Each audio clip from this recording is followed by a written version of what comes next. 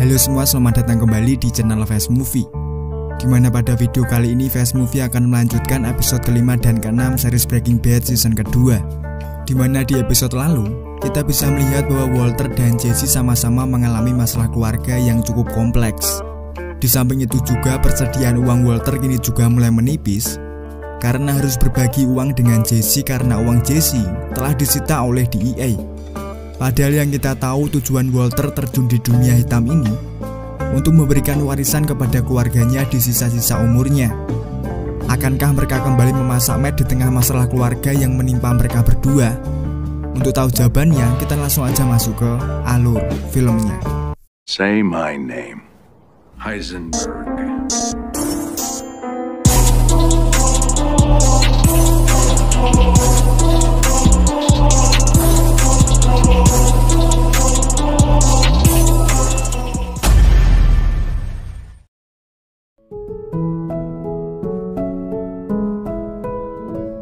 Episode kelima dibuka dengan memperlihatkan Walter yang tengah melakukan kemoterapinya, di mana sang dokter bilang kalau Walter telah menyelesaikan setengah treatmentnya, sehingga kini dokter akan kembali meninjau bagaimanakah respon tubuh Walter saat menjalani treatment ini. Hal ini untuk memutuskan apakah langkah selanjutnya untuk membunuh sel kanker yang menggerogoti tubuhnya.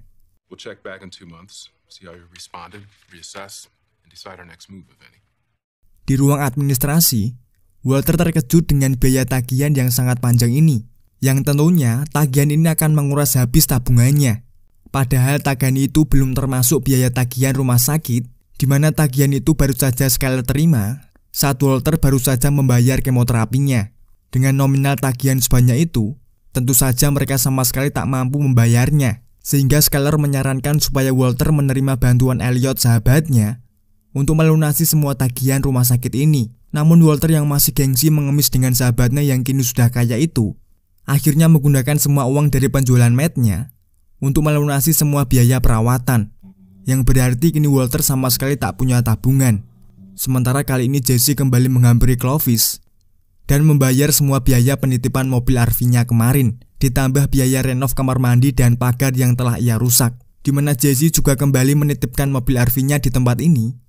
Dan ia juga membeli mobil bekas dari uang yang telah Walter beri kemarin. Berhubung Jesse ini baru aja diusir keluarganya, untuk itulah Jesse mulai mencari tempat tinggal baru. Singkat cerita, Jesse menemukan sebuah kontrakan yang dikelola oleh Jen, di mana setelah Jesse merasa cocok dengan tempat tinggal ini, ia pun menyewanya. So, you're interested? Definitely, yeah. Namun saat Jen meminta struk gaji dan dokumen penting lainnya, Jesse tak mampu memberikan dokumen itu.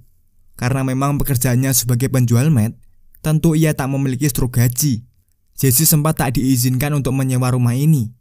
Namun saat itu Jesse mencoba memelas dengan mengatakan kalau ia baru aja diusir keluarganya. Jesse juga berjanji akan membayar rutin sewa rumah ini di tanggal yang sudah ditentukan. My folks, they kicked me out. I will pay you every month and I will pay you on time.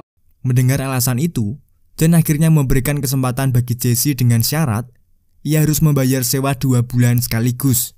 Di sini inilah Walter dan Jesse akhirnya kembali bertemu, di mana saat itu Walter yang sudah kehabisan uang tabungannya menyarankan untuk kembali memasak Matt. Tentu saja Jesse menanyakan untuk apa memasak di saat kita tak bisa menjual produk kita.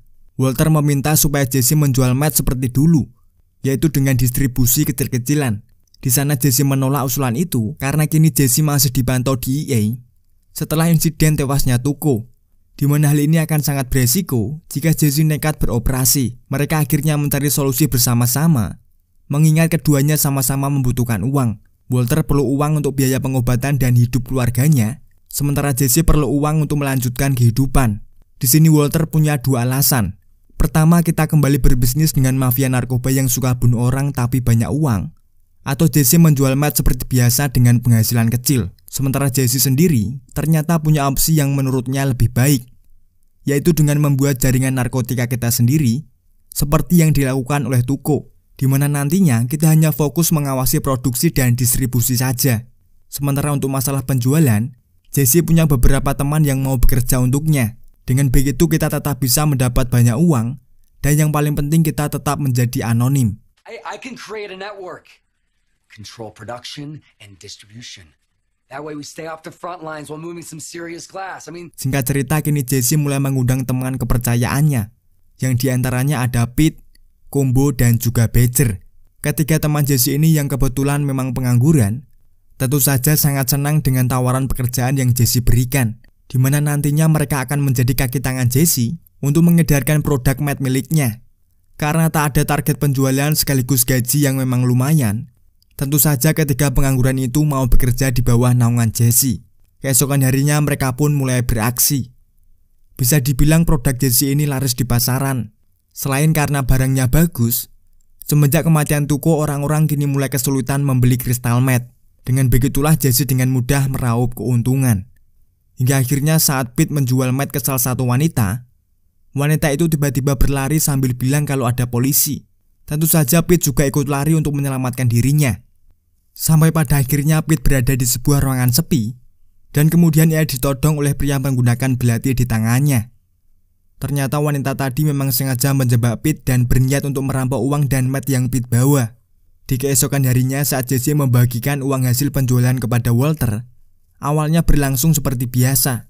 Hingga saat Walter menyadari ada yang kurang dari bagi hasil ini, Walter langsung menanyakan kenapa pendapatan kali ini berkurang $1,000. Jesse tentu saja menjelaskan kalau kemarin anak buahnya dirampok oleh seseorang. Itulah kenapa Walter mendapatkan bagian $15,000 yang seharusnya $16,000. Walter ternyata mempermasalahkan masalah kecil ini. Menurutnya jika anak buahnya dirampok sementara Jesse hanya diam saja, perampokan itu pasti akan terulang dan membuat bisnis kita rugi. Sementara Jesse merasa kehilangan $1,000 bukanlah masalah besar, mengingat kita menghasilkan $6,000 per minggunya. Namun alasan itu tetap tak bisa Walter terima. Walter bahkan sampai membandingkan Jesse dengan Tuko, dimana jika perampokan itu terjadi pada anak buah Tuko pasti akan membunuh perampok itu supaya ia jerah. What the hell do you want me to do? Huh? Scene kemudian beralih di mana kali ini Walter berada di rumahnya. Tampaknya hubungannya dengan Skyler pun juga belum harmonis. Skyler terus bersikap dingin dengan Walter. Hal ini tentu saja membuat Walter sangat tak kerasan berada di rumah. Kekesalan itu akhirnya membuat Walter melampiaskan dengan berkunjung ke rumah Jesse, di mana saat itu Walter mengeluarkan pistol dan meminta supaya Jesse membereskan orang yang telah merampok anak buahnya. I want you to handle it. Setelah Hank berhasil menumbangkan Tuko seorang diri, ia mendapatkan promosi untuk naik jabatan mengurus kartel di wilayah Meksiko. Tentu saja hal ini adalah kabar baik bagi Hank. Namun entah apa yang terjadi, saat berada di lift, Hank tiba-tiba mengalami keseimbangan dan sulit bernafas. Ternyata kenaikan pangkat ini membuat Hank menjadi lebih paranoid. Hal ini bukanlah tanpa alasan, karena saat Hank nanti bertugas mengurus kartel Meksiko, ia akan dipertemukan dengan kartel narkoba yang terkenal sadis. Setelah melakukan investigasi, Pete akhirnya menemukan alamat orang yang merampoknya kemarin. Pete bilang kalau informasi yang ia dapat bahwa perampok itu adalah seorang pasangan jangki. Pete juga berpesan kalau mereka sangat layak untuk mendapatkan pelajaran. Tak perlu waktu lama, Jesse akhirnya menemukan rumah perampok itu. Seperti biasa, Jesse menghisap Crystal Meth supaya menambah adrenalin dalam tubuhnya. Jesse mulai masuk melalui jendela kaca yang ia pecahkan. Dan bisa kalian lihat, kalau rumah ini sangat tak terurus. Bahkan bisa dibilang sangat tak layak untuk dijadikan tempat tinggal. Setelah mengecek ke dalam, ternyata di rumah hanya ada seorang anak kecil, yang sepertinya dia adalah anak perampok itu. Setelah Jesse mengobrol dengannya, Jesse ini malah terlihat sangat iba dengan bocah laki-laki ini, di mana dia sangat tak terurus dan terlihat kelaparan. Karena kasihan, Jesse kemudian memberikan bocah kecil itu makanan, hingga akhirnya Jesse mendengar suara seseorang yang tengah masuk ke dalam rumah. Jesse kemudian memasukkan bayi itu ke dalam kamarnya, sambil bilang kalau apapun yang terjadi, pokoknya jangan sampai keluar.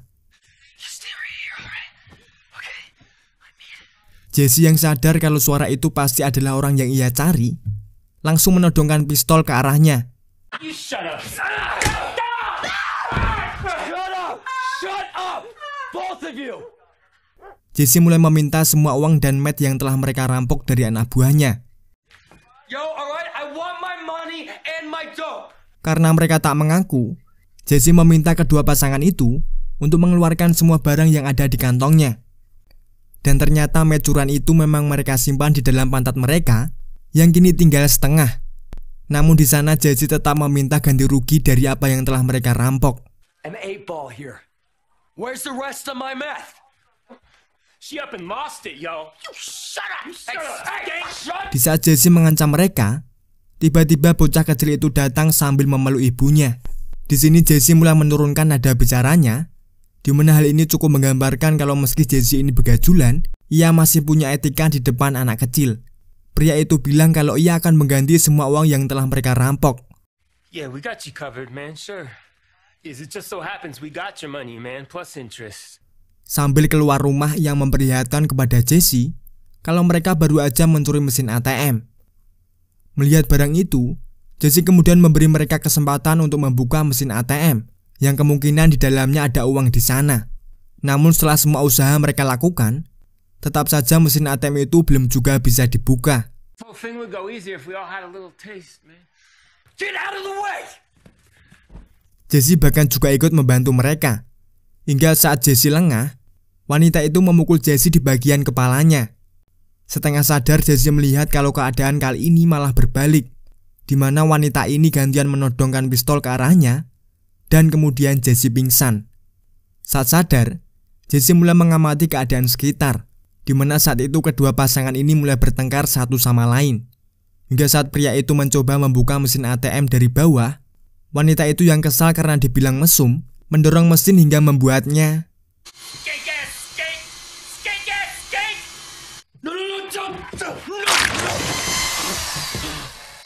bukannya merasa bersalah, ia malah bersikap biasa saja dan hanya peduli dengan crystal meth. Beruntung bagi Jesse karena setelah perampok itu mati, mesin ATM itu tiba-tiba terbuka dengan sendirinya. Tentu saja Jesse mengambil semua uang itu dan kemudian mengelap semua benda yang pernah ia pegang untuk menghilangkan sidik jari. Jesse mulai menelpon 911 dan menggendong anak kecil itu keluar dari rumah, seraya berkata, You stay right here, okay? You have a good rest of your life, kid. Dan episode ke-6 bersambung.